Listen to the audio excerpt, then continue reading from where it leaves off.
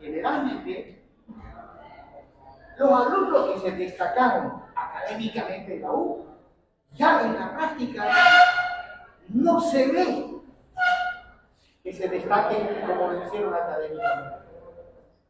Y algunos alumnos que eran los que pasaban raspando, resulta que en el campo de la construcción cambian, tienen otra personalidad. Y cuando vayan a trabajar, no le van a preguntar cuánto sacaste con el nombre. No le van a preguntar eso. No le preguntan nada si aprendieron o no aprendieron.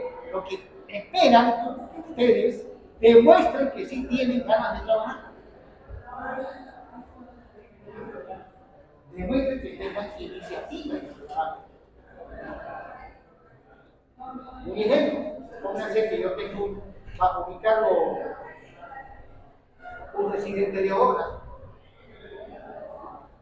Y le digo, anda a controlar, llegó el ladrillo. Fíjate, llegó una camioneta de ladrillo. ¿Ya qué tiene? Al rato viene. Ya descargaron todo el ladrillo. Muy bien. ¿Y te fijaste si la cantidad de ladrillos era lo que se ha pedido? No, ingeniero, no conté cuántos ladrillos eran. Pues tenía que ser 3.000 ladrillos. ¿No lo contaste? No, ingeniero. No. Yo lo mandé a que supervise el camión de ladrillo. Pero él fue y simplemente se quedó mirando y no contó la cantidad de ladrillos que había ahí. Entonces, ahí está la actitud de hacer bien las cosas. Y en el campo de la construcción, cuando ustedes empiezan a trabajar, justamente eso es lo que se les pide. Y no solamente que ustedes conten, sino que también ustedes pongan de su parte, ¿no? De su parte para que las cosas vayan mejorando dentro del campo de la construcción. Y les comento algo más. Cada obra es una cosa bien diferente. Cada obra tiene sus particularidades. Los problemas que aparecen en una obra no son los mismos problemas que aparecen en la otra obra. Y ojo, siempre hay problemas. Y recuerden, somos ingenieros, y como ingenieros somos capísimos para resolver problemas. Entonces, ahí es donde el ingeniero se hace ver en la resolución de esos problemas. Ya hay veces problemas serios. Yo me he topado con problemas serios. Entonces dije, mire, con toda sinceridad, al gerente de la empresa, este es un problema serio. Solicito que contraten a un especialista en esa rama. Porque a veces uno tiene que saber también las limitaciones. Y bueno, así es, se contrata a uno que sabe más y que venga a solucionar el problema.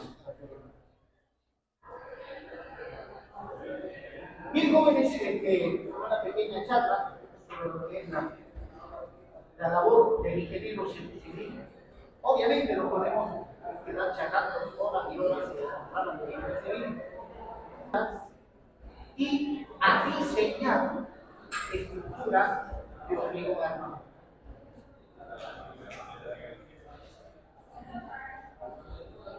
Una estructura de hormigón armado, o una estructura en general,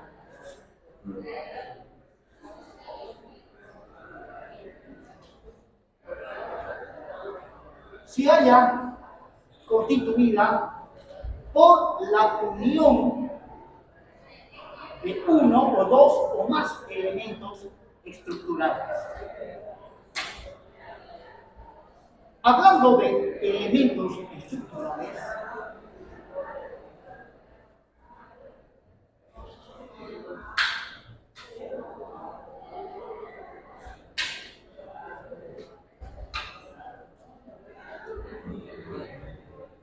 a un ladito voy a dibujar un pórtico plano.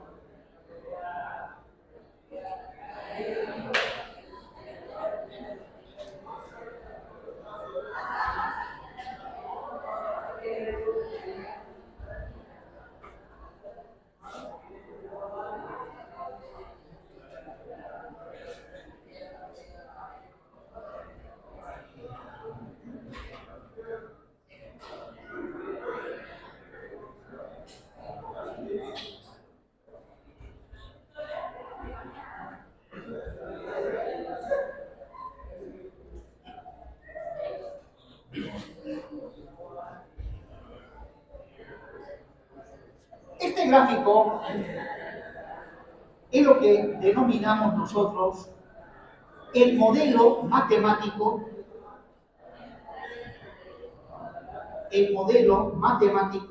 de la estructura.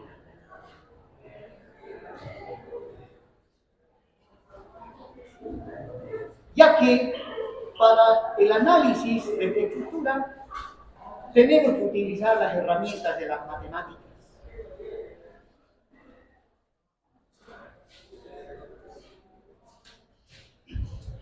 De ahí el nombre de modelo matemático. ¿Qué herramientas de las matemáticas se utilizan? Bueno, por ejemplo, ustedes han visto en isostática que una estructura sí o sí tiene que estar en equilibrio estático. Y eso matemáticamente se traduce en 3 ecuaciones, que son las 3 ecuaciones de la estática. Si es que estoy trabajando en el plano. Si estuviese trabajando en el espacio, eso se traduce en 6 ecuaciones de la estática. Sumatoria de fuerzas en X, ¿no? Si estuviésemos trabajando en el espacio, pues las matemáticas dicen que si la estructura está en equilibrio estático, entonces la sumatoria de fuerzas en la dirección del eje X tiene que ser 0, la sumatoria de fuerzas en la dirección del eje Y tiene que ser 0, en Z tiene que ser 0, la sumatoria de momentos con respecto al eje X tiene que ser 0, la sumatoria de momentos con respecto al eje Y tiene que ser 0, y la sumatoria de momentos con respecto al eje Z tiene que ser 0. Bueno, yo tengo ahí una figura, un pórtico plano. Entonces, para un pórtico plano, generalmente se emplean esas 3 ecuaciones de equilibrio. Bueno, ustedes saben que es una línea recta. Una línea recta es un elemento que nos enseña en la materia de geometría. En la materia de geometría analítica nos dicen que es una recta. Es simplemente una sucesión infinita de puntos. ¿No? Y la geometría analítica obviamente es parte de las matemáticas. Y justamente esta estructura, observen, es la unión de varios segmentos de recta. Interviene la recta, y la recta es parte de las matemáticas. Pero específicamente dentro del campo de la ingeniería, a estos segmentos de recta que están en posición horizontal, nosotros le llamamos vigas. O bien, las vigas son elementos estructurales que en el modelo matemático se los representa por medio de un segmento de recta. Y se dice que las vigas son elementos estructurales que trabajan en una sola dirección, en la dirección del segmento de recta que los representa. Ya que, como veremos más adelante, hay elementos estructurales que trabajan en 2 direcciones y otros elementos estructurales que trabajan en 3 direcciones. Bueno, luego, otro elemento estructural con los cuales formamos estructuras son las columnas. Las columnas o soportes. También se los representa por medio de un segmento de recta y estos generalmente están en posición vertical. Bueno, estos 2 tipos de elementos estructurales son elementos lineales. Se les denomina elementos lineales, primero porque se los representa por medio de líneas y segundo porque trabajan en una sola dirección. Bueno, acá voy a dibujar un poquitito en el espacio.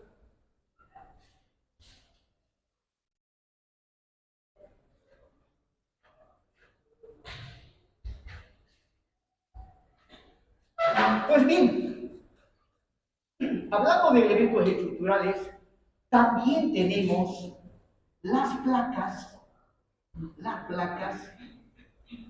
o losas. En este caso, los entrepisos justamente son losas o también se le denomina placas. Las losas o placas son elementos estructurales cuya característica principal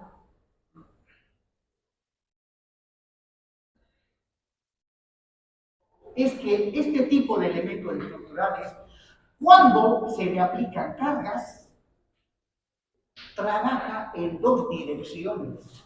Trabaja en esta dirección y en una dirección ortogonal a la primera.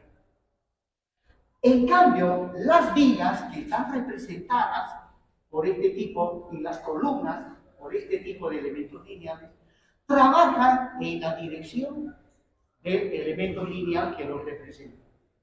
En cambio, las losas o placas sí o sí trabajan en dos direcciones. De ahí que cuando se va a hacer el análisis y el diseño de una placa, hay que hacer dos diseños. Un diseño para esta dirección y el otro diseño para la otra dirección. Luego, para concluir esta parte de que estamos hablando sobre elementos estructurales, finalmente vienen los bloques. Los bloques son elementos estructurales que trabajan en tres direcciones. Y los bloques generalmente los encontramos acá, en las fundaciones del edificio.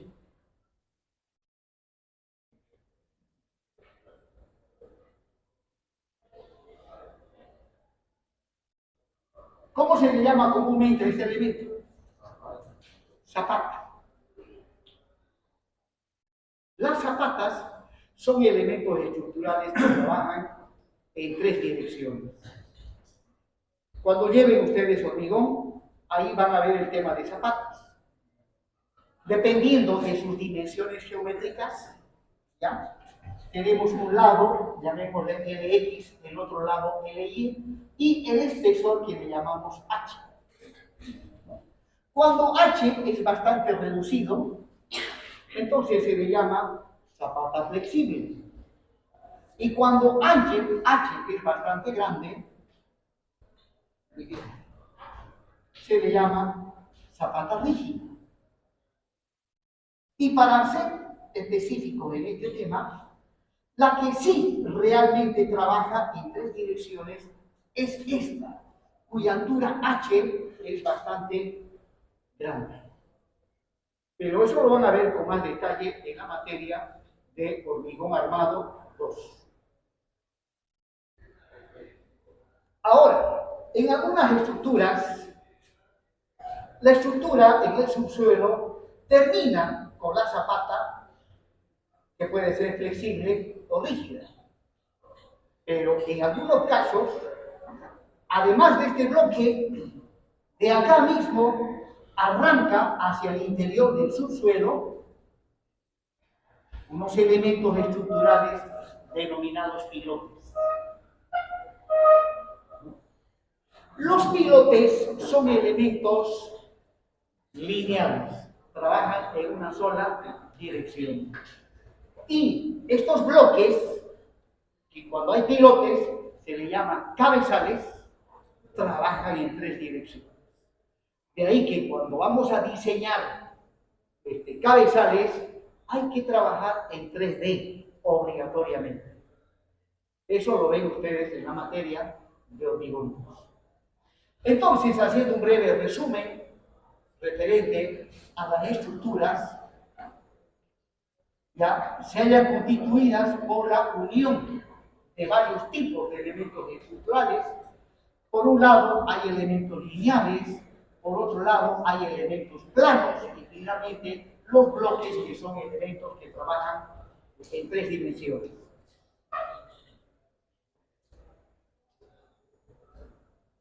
Pues bien, en la materia del SIC 209, nos abocamos a esto. Solamente a esto. O sea, vamos a ver todo lo que es el diseño de elementos lineales.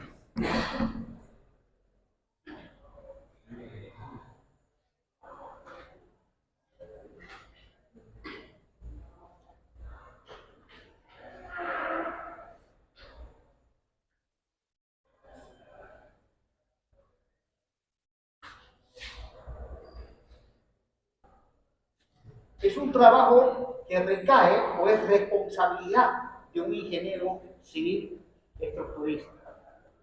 Y este modelo matemático se lo obtiene en base a los planos arquitectónicos. Y a veces los arquitectos elaboran planos que, pues, es un rompecabezas querer obtener el modelo matemático más adecuado. Sin embargo, también la experiencia es importantísimo en la arquitectura. Hay arquitectos sí que son buenísimos y por lo menos ellos hacen un proyecto arquitectónico tomando en consideración la posición de las columnas. Porque lo ideal es que cuando se está modelando una estructura es totalmente inaceptable que una columna esté pasando por medio del living o por medio del baño. No tiene sentido.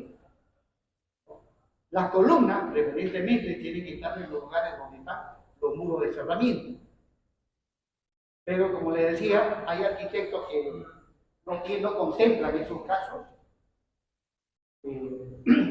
Inclusive, me acuerdo últimamente de un proyecto de 19 plantas, proyecto del arquitecto, bonito el diseño, pues bien, tuvo que rehacer su diseño porque esa estructura, el modelo matemático adecuado para ese proyecto, no solamente tenía que estar constituido por vigas y columnas, sino también por pantallas. Visto en planta, las columnas pueden ser de sección cuadrada, sección rectangular, sección en L, sección en U, en fin. ¿No? Y generalmente el ancho de las columnas varía entre 20, 25, 30, 35, hasta 40. Bueno, lo máximo que me ha tocado es 40. De mis cálculos que he hecho, 40, obviamente 40 por 50, 40 por 40, 40 por 60, 40 por 80. ¿No? Bueno, pero cuando se trata de edificios de gran altura, donde el viento es una de las cargas más importantes, pues no es suficiente las columnas. No es suficiente, porque las columnas más que bien son elementos de sección rectangular cuya rigidez o momento de inercia es bastante reducida. Entonces, es ahí donde se tiene que implementar una pantalla.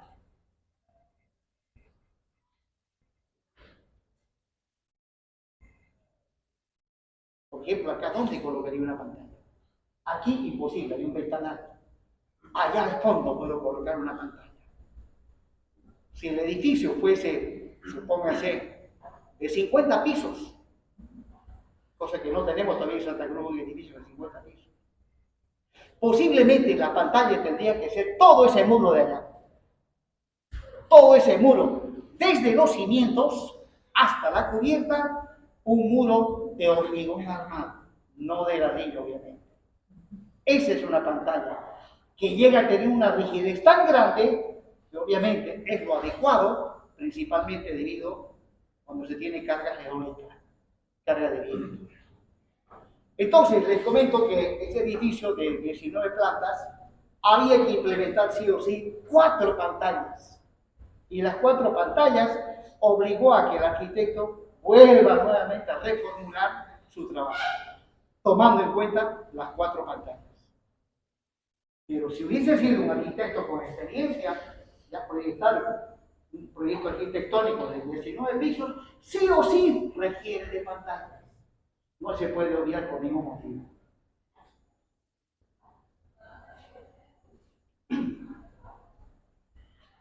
Pues bien, las pantallas son placas, pero no placas en posición horizontal, placas en posición vertical. ¿Los cuántos pisos sí o sí se debe colocar pantalla? En realidad es difícil decir a partir de tal piso pantalla, porque es relativo. Mucho depende, primero, de las dimensiones, del tamaño del proyecto en planta. En planta. Ya voy a entender, ¿no? Porque otra cosa es que sea angostito y bien alto. Pues ahí pues, tendría que meterse muchas pantallas. Pero si es bastante ancho, posiblemente no sea necesario colocar pantallas. Porque el conjunto de columnas puede tranquilamente absorber las cargas que transmite el viento. Es relativo. Pero al final de cuentas, ¿cómo puedo saber ya cuál es la solución definitiva para el proyecto que yo estoy desarrollando? Pues hay que hacer un prediseño. Y ese prediseño se lo realiza, al menos si se trata de una edificación grande, difícil, pues hacer una verificación a mano, un prediseño a mano. Tiene que ser con la ayuda de un programa. Y el programa que actualmente se está utilizando bastante en Santa Cruz es el CITECAD. Entonces, con el CITECAD, supóngase, calculo y no le meto ninguna pantalla, pura columna. Una vez que he modelado y una vez que le he metido las cargas, lo mando a calcular. Y luego tengo que ir a analizar los resultados. Los resultados. El CITECAD y la mayoría de las aplicaciones, debido a la acción del viento, la estructura se deforma. La estructura se deforma. Y aquí hay un desplazamiento delta. Pues bien, el CITECAD da este valor. En realidad no lo da directamente, sino dice el desplome de la edificación, el desplome delta tiene que ser menor o igual a L sobre 750. Entonces, una vez que mandé a calcular al CIPE, inmediatamente tengo que ir a ver si los diferentes pisos del edificio cumplen o no cumplen esto. Ya que cualquiera puede decir, pues, ¿dónde está el mayor delta? Acá arriba. No siempre. Depende de la configuración del modelo matemático. A veces el delta crítico está en un nivel inferior. O sea, no se cumple. Si no se cumple esto, significa que hay que meter pantalla. ¿Cuántas pantallas? Bueno, ya a criterio del ingeniero, viendo hacia qué lado las inercias están más débiles, pues se empieza a introducir una pantalla. Se vuelve a calcular y otra vez se verifica el desplome. Y ve que no funciona. Otra pantalla. Posiblemente pantalla también en la otra dirección. Otra pantalla. ¿Y dónde ubico la pantalla? Porque a veces uno lo puede ubicar, por ejemplo, no puedo ubicar acá, porque aquí hay una ventana que tengo que respetar. Ya que la pantalla es un elemento macizo, ¿no? Que va desde las fundaciones hasta la cubierta. Entonces, a veces no hay dónde colocar pantalla. Entonces, ahí ya tiene que haber un trabajo coordinado entre el ingeniero y el arquitecto. Decirle, aquí necesito yo una pantalla.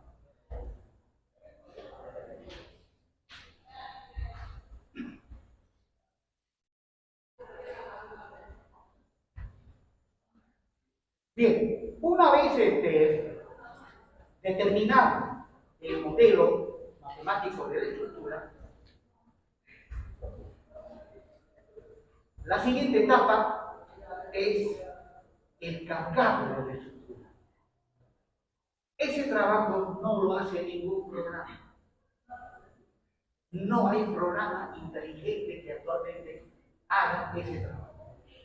Es una labor exclusiva del individuo. Seguramente más adelante, como la ciencia y la tecnología va avanzando más agilizado, incluso estoy plenamente seguro que las aplicaciones que vienen a futuro sí también van a realizar el carrera. Por lo tanto, la labor del ingeniero al final ha de ser analizar los resultados, si son válidos o no son válidos. Posiblemente sea válido, pero es una solución antieconómica. Entonces hay que hacer modificaciones, ¿no? Porque uno de los objetivos del diseño estructural no solamente es diseñar por diseñar dándole la máxima resistencia, sino lo fundamental es conseguir un diseño económico. Por cuanto las estructuras, al menos edificaciones de gran altura, no valen pues 100.000, 200.000 ni 500.000 dólares. Tenemos que hablar en millones de dólares. Y haciendo un diseño económico, seguramente podemos ahorrar varios miles de dólares. De ahí que, hablando del diseño económico, tenemos que ver cada uno de estos elementos si cumplen o no la condición de diseño económico. Las vigas, las columnas, las losas, los entrepisos, las pantallas. De repente colocar una pantalla que está por demás, claro que eso es bueno porque así se garantiza seguridad, pero es antieconómico. Y desde luego se busca siempre la solución más económica, obviamente no poniendo en riesgo la seguridad y la resistencia. La resistencia se asegura mediante coeficientes de seguridad. Y hay que verificar que esos coeficientes de seguridad están dentro de los valores que especifica la norma. Bueno, volviendo ahora, les decía que la segunda etapa es el análisis de cargas.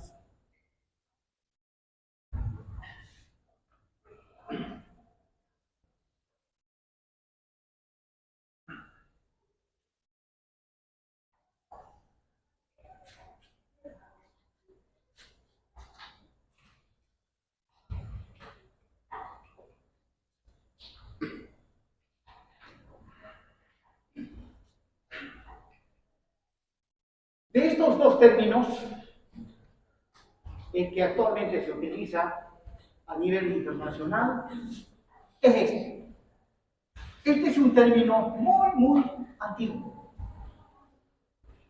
En muchos países ya no lo utilizan.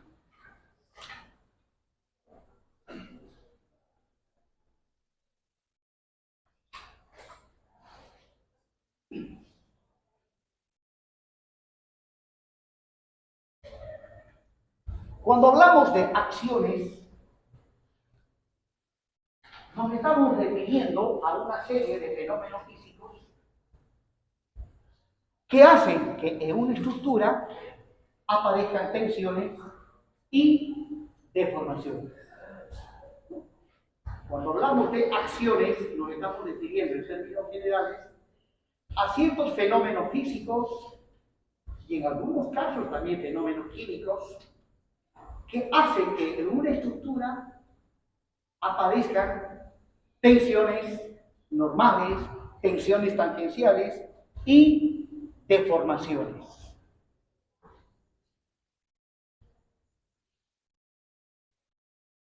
Entonces,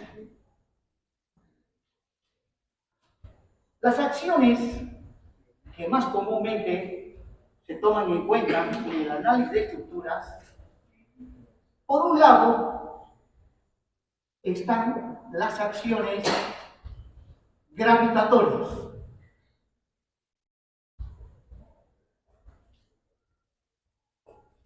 También se le llama acciones masivas.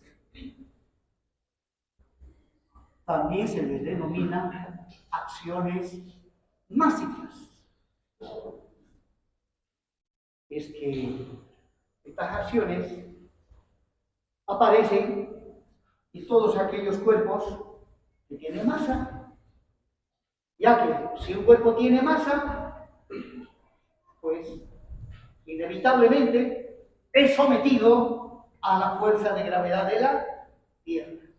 Si no tiene masa, la gravedad no le hace nada.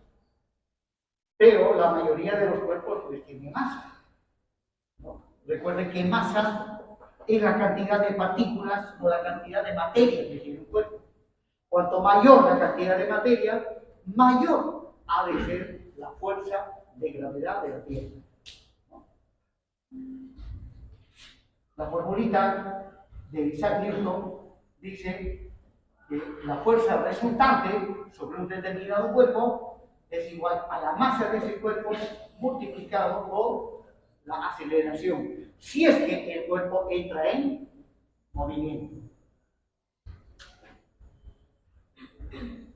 O bien, también tenemos la formulista también de Isaac Newton, que dice que la fuerza es igual a un coeficiente K multiplicado por una masa M1 por otra masa M2, dividido entre una distancia elevado al cuadrado. ¿Qué significa esto? Que si a este cuerpo le está llegando una fuerza, es porque aquí hay otro cuerpo. Supóngase que este cuerpo tiene masa M1 y este cuerpo tiene masa M2. Por lo tanto, el cuerpo que tiene masa M2 le está aplicando una fuerza al cuerpo que tiene masa M1. Y la otra simultáneamente hace lo mismo. Esa es la fuerza de atracción universal. Pues la genialidad de Isaac Newton llegó a esta fórmula. De manera tal que él ha medido, mediante esta fórmula, la fuerza que el Sol le aplica a cada uno de nosotros, a cada uno de los planetas de nuestro sistema solar. Y en esos tiempos no había computadoras, en esos tiempos no había electricidad, no había máquinas de calcular. Pero Isaac Newton fue un genio, fue uno de los genios más grandes que ha tenido la humanidad, que hasta ahora todavía no hemos tenido originalidad, seguramente más adelante. Bien, entonces, por un lado están las acciones gravitatorias o acciones básicas. Un ejemplo típico de este tipo de acciones es el peso propio de una estructura, o el peso propio de todos los elementos que forman parte de la estructura, como los muros, las ventanas, las puertas, los pisos son revestimientos de la estructura, ¿no? Que cualquier rato lo podemos volar, pero la estructura no podemos tocar la estructura, ¿no? Entonces, cada uno de estos elementos tiene su peso propio, y para conocer el peso propio de cualquier elemento, ¿qué dato necesito? El peso específico. Sí o sí necesito, en este caso, para calcular las acciones gravitatorias, necesito el peso específico.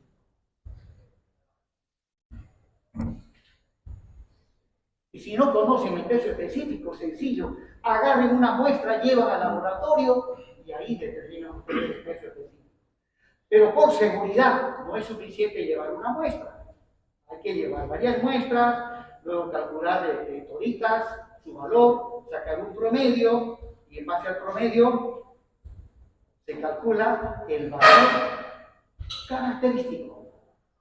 Se calcula el valor característico. Antiguamente trabajaban con el valor promedio. No dijeron es tremendamente peligroso trabajar con el valor promedio. Se trabaja con aquel valor llamado valor característico o también le llaman valor de servicio. Bien, entonces necesito el peso específico y desde luego de ese elemento, de ese cuerpo, necesito sus dimensiones geométricas, ya que el peso específico es peso sobre volumen. Y para calcular el volumen necesito saber qué dimensiones tiene ese elemento. Pues bien, el peso específico del hormigón. En esta materia, todo es hormigón. Ya llevaron ustedes tecnología del hormigón. Es uno de los materiales de construcción más utilizado a nivel universal. Y ojo que es un material relativamente nuevo.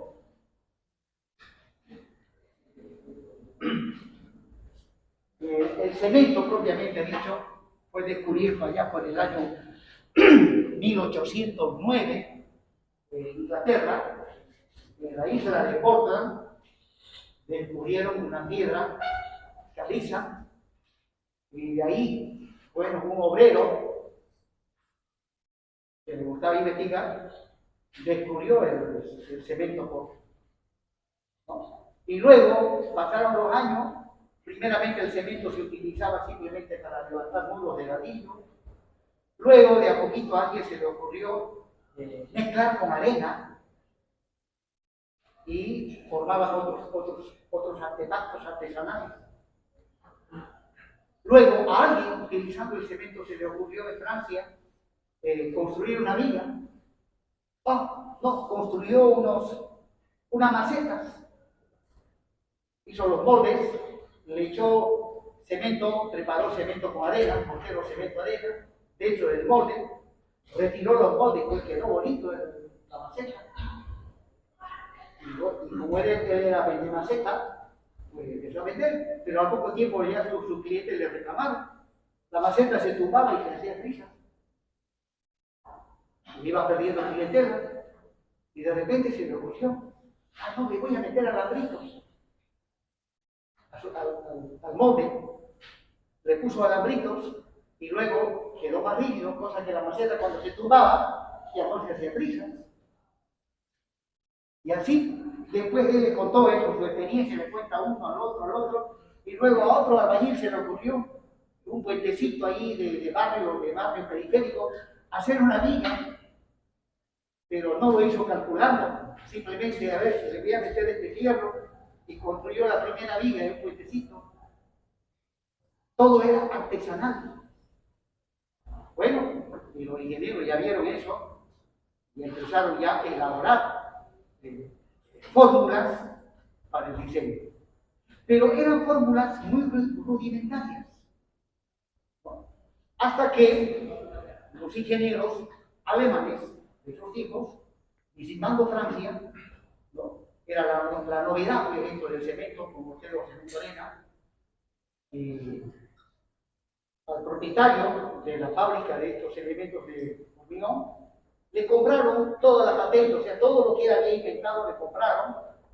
Y los alemanes, con toda esa información, se fueron a su país y allá fueron los primeros en aplicar las matemáticas, la física y reproducir en laboratorio el comportamiento de vigas de hormigón armado, columnas de hormigón armado. O sea, se dedicaron a experimentar y luego a elaborar fórmulas, a elaborar normas. Y las primeras normas para el hormigón armado, no hay que quitarle el mérito, fueron los alemanes. Las normas DIN. Las normas DIN, si no me equivoco, eran las 1035.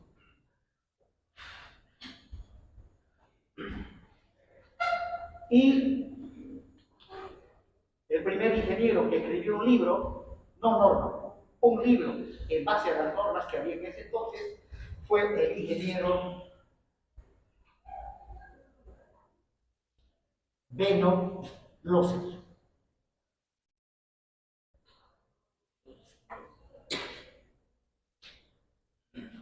Pues bien, el libro de hormigón armado de Benno Losser era la Biblia de los ingenieros civiles de esos tiempos. Para mí también fue la Biblia. Yo aprendí hormigón con este libro. ¿Ya? Hormigón, exactamente lo he debido llevar el año 1980. El año 1980 llevé hormigón y estudié en este libro, el libro de Benno Losser. Es un libro donde para diseñar estructuras de hormigón armado se asumía que el hormigón tenía las propiedades de los materiales elásticos, cosa que nada que ver. El hormigón no es un material elástico, es todo lo contrario. Pero esas veces sí se diseñaban los edificios asumiendo que el hormigón tenía un comportamiento perfectamente elástico. ¿Qué significa eso?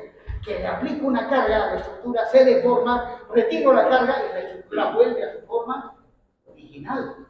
No, señores, así no funciona el hormigón armado, eso se sabe ya en la actualidad. O sea, se diseñaba con un método que nada tenía que ver con las características que tiene el hormigón como material de construcción. Pero de repente dirán, ingeniero, entonces han sido mal diseñados. Sí, han sido mal diseñados. Pero ¿y entonces por qué no se caen? Porque hay muchos que todavía están ahí. Pero los ingenieros que desarrollaron esto eran conscientes de que lo que ellos habían desarrollado tenía todavía limitaciones, ¿no? Y por ello se utilizaban coeficientes de seguridad bastante elevados.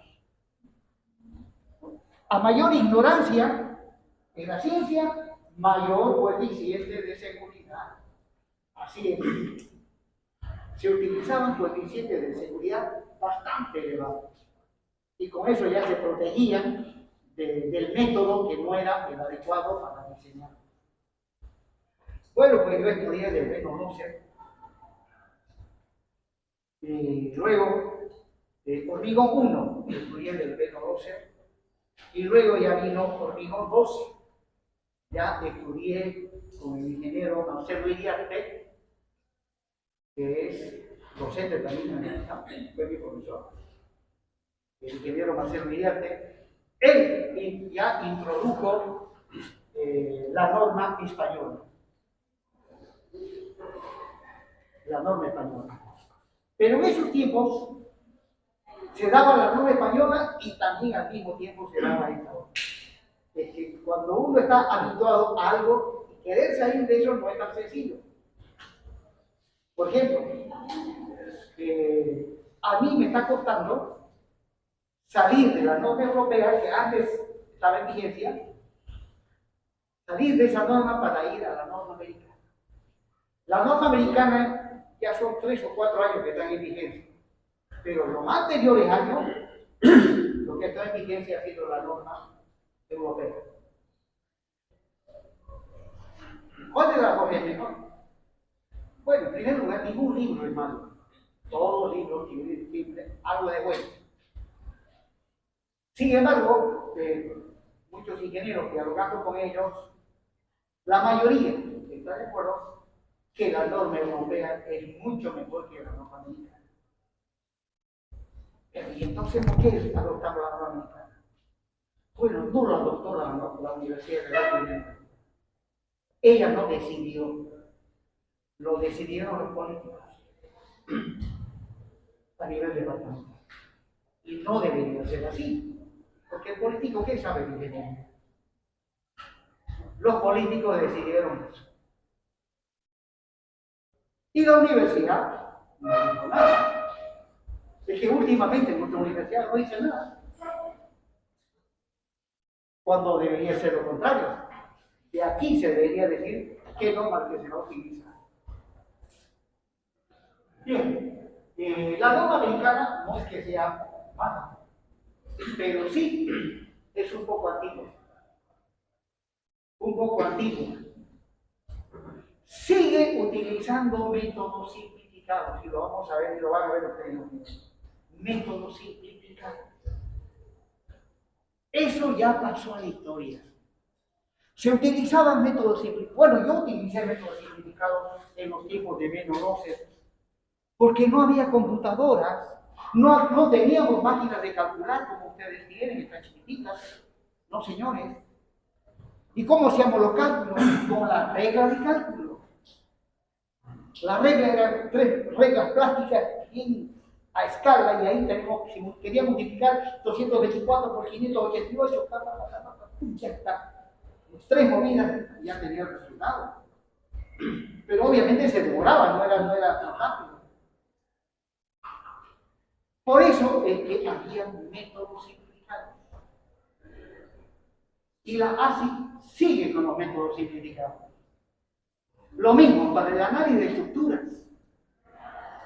Yo aprendí también un método simplificado, que es el método de Cross. El método de Cross es un método tan sencillo que se puede calcular en una estructura sin el CIPE, sin el RAM, sin el SAP. Con esta maquinita calculo un edificio. El problema es que me va a llevar mucho tiempo. 1 mes, 2 meses, 3 meses. En cambio, aplicando una aplicación, una estructura de este tamaño, en 1 semana lo tengo terminando, planos y todo. Esa es la diferencia. El ASI es una norma, pero sigue utilizando métodos simplificados. En cambio, la europea está más actualizada.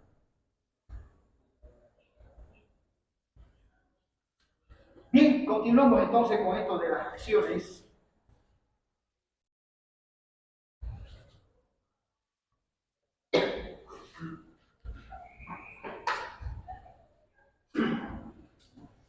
Luego, generalmente las acciones de carácter gravitatorio, como el peso propio de una estructura, en cuanto a su magnitud se refiere, a lo largo del tiempo no cambian. No cambian. Por eso que se le llama también acciones permanentes. Acciones permanentes. Pero también hay las acciones, ¿ya? Acciones permanentes son aquellas cuya magnitud no cambia con el tiempo. Luego también se tiene las acciones cuasi permanentes.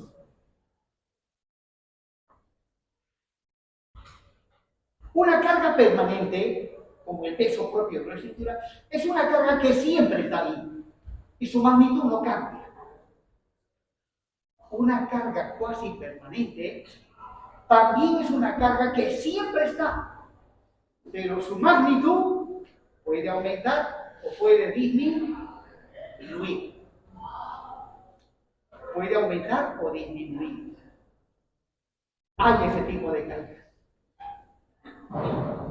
Bueno, a veces ponerse a diferenciar estos dos es muy complicado. La mayoría de las normas a las dos les aplica el mismo coeficiente de seguridad. Menos mal. Porque a veces cuesta distinguir cuál es la cuasi permanente. Le aplica el mismo coeficiente de seguridad. Luego, por otro lado, tenemos las acciones variables.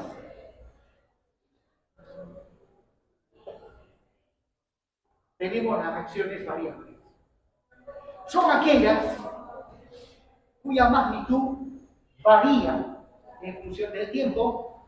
Es más, en determinado instante puede desaparecer. Ejemplo, las cargas de uso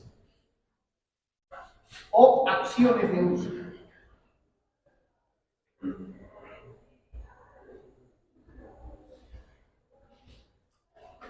Cuando digo acciones de uso, viene del verbo usar. O sea, ¿quién es el que usa esa estructura? En el caso de un condominio, los que usan el condominio son las personas. Entonces, cuando digo carga de uso en un condominio, me estoy refiriendo al peso de las personas, incluido el peso de los muebles. Ya que hay muchas amas de casa que les gusta mover los muebles de un día para otro, no les gusta que el mueble esté en un solo lugar.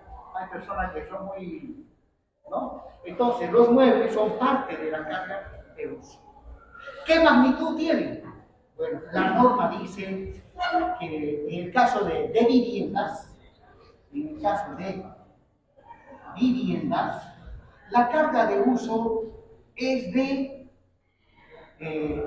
200 kilopondios por metro cuadrado, o lo que es lo mismo, 0,20 toneladas por metro cuadrado, o lo que es lo mismo, 2 kilonewtons sobre metro cuadrado. Ese es el valor que se adopta cuando se va a hacer el análisis de una estructura donde ahí ha de funcionar como un condominio. Bueno, volviendo un poquito para atrás, en cuanto al peso específico del hormigón, el peso específico del hormigón es de 2,4 toneladas por metro cúbico, o lo que es lo mismo, 24 kilonewtons por metro cúbico. Este es el peso específico del hormigón en masa. Bueno, en estructuras, el hormigón en su interior lleva partes de acero. A eso le llamamos hormigón armado.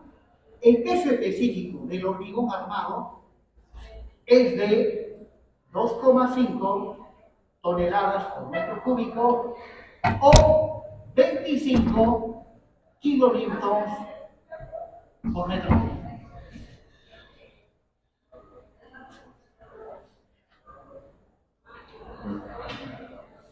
Son datos que a futuro, cuando lo ingeniero, esto lo tienen que saber.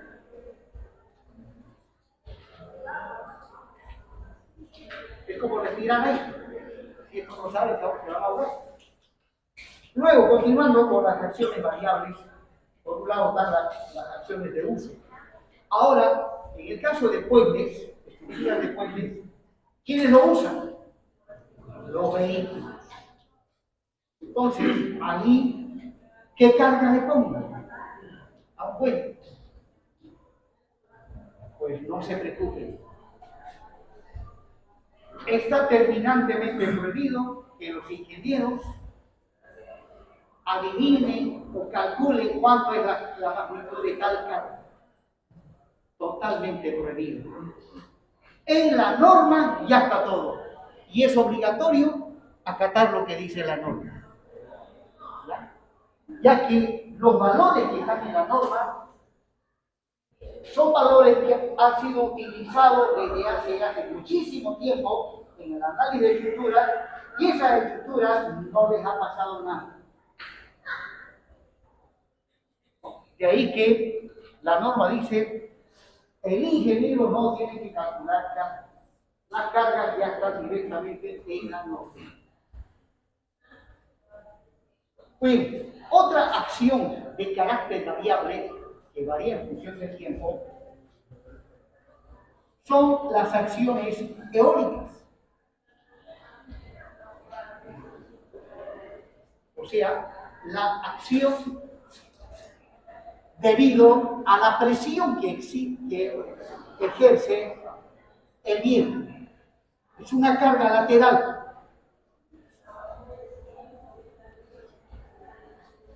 Bueno, acá también, de repente se preguntará, ¿tengo que tomar en cuenta el viento? Sí, hay que tomarlo en cuenta. Pues, ¿cuál es la velocidad del viento? Váyanse a la norma, Ciudad de Santa Cruz. Si está en el centro, hay muchos edificios. Si está en la periferia, hay pocos edificios. Por lo tanto, el viento allí, la corriente del viento es más fuerte. La norma les dice. Por ejemplo, en una partecita de la norma, si yo voy a construir un edificio donde los edificios colindantes no tienen más de 10 metros de altura, los colindantes, entonces la norma me dice que tengo que adoptar para el viento una velocidad de 120 kilómetros por hora. Eso dice la norma. Y si ustedes acatan a cabalidad la norma y luego por algún motivo esa edificación tiene problemas, porque el que lo construyó mal, pero cuando pasa algo, en principio se sospecha de todo, ¿no? Pero le revisa el ingeniero sus cálculos, y si los cálculos están a cabalidad con lo que dice la norma, ese ingeniero pues, no es responsable de nada. Ya empieza a investigar por otro lado. Bien, luego también tenemos las acciones térmicas.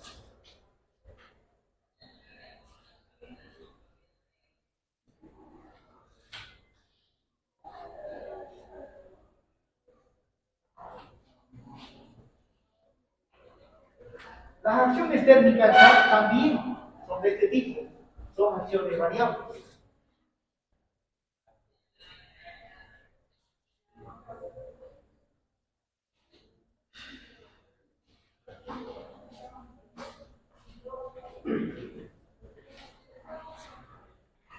Si tengo acá una estructura,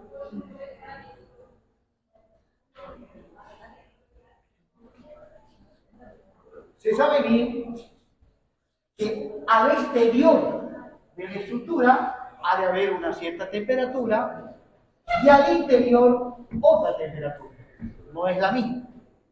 Entonces, acá afuera voy a tener un TSE, supónganse 39 grados centígrados, y al interior otra temperatura. Supongan ustedes 20 grados centígrados.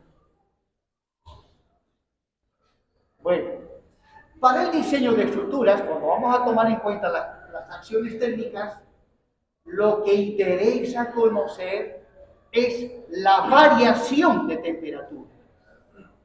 Para ello necesito como dato la temperatura promedio. Para Santa Cruz yo diría que la temperatura promedio es 24 grados centígrados. Es 24 grados centígrados. Por lo tanto, hablando de la variación de temperatura, la variación de temperatura al exterior es T sub E menos T sub 0 y la variación de temperatura al interior es T sub I menos T sub 0. Esto me da 19 grados centígrados y esto me da menos 4 grados centígrados. Estos son los datos que se utilizan para el análisis de estructura si es que vamos a tomar en consideración las cargas de carácter térmico.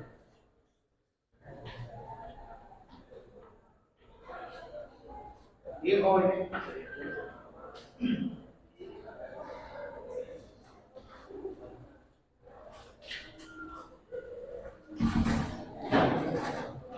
Pero tenemos viernes la clase de 7. Todos los viernes de la lección voy a tomar examen. Digo examen y algunos se ponen nerviosos. No hacía ningún examen para ponerlos nerviosos. Ese examen depende de ustedes.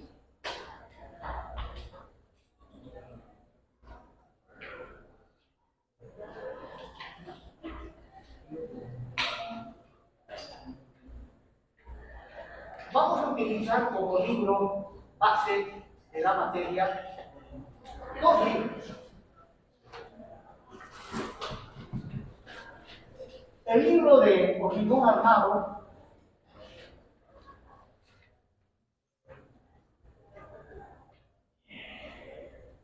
del ingeniero Nilsson y el libro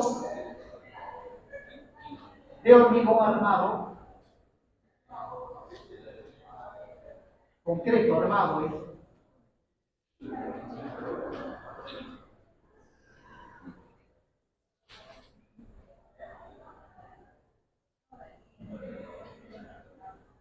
de McCormick.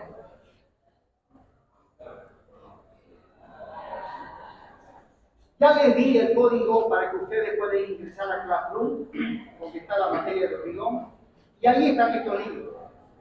De todas maneras, por si acaso, se los voy a mandar también por WhatsApp, estos libros. Bien, los exámenes que voy a tomar los días viernes consisten en lo siguiente. Yo les diré, estudien el Nilsson de tal página a tal página. Y de eso le voy a tomar el examen, teoría.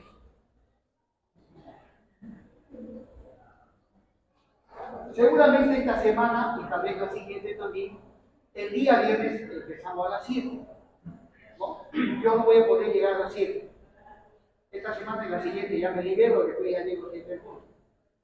Entonces, como no voy a llegar a las 7, tienen ustedes tiempo para repasar hasta las 7:30. ¿Claro? Repasan el Nixon, por decir, de tal página a tal página. Yo llego, agarro esa página y de ahí voy a sacar la pregunta. Teoría. Resulta que la teoría, los conceptos, las definiciones son importantísimos para interpretar cómo funciona una estructura de hormigón armado. Eso a ustedes les va a capacitar para cuando estén en una obra y haya problemas estructurales, ustedes sepan qué es lo que está pasando y qué solución darle al problema estructural en una obra que se está construyendo. Y para eso necesitan conceptos teóricos, porque si aquí nos ponemos a practicar, práctica y práctica, no funciona así. La teoría es muy importante. Bien, jóvenes, con eso hemos concluido.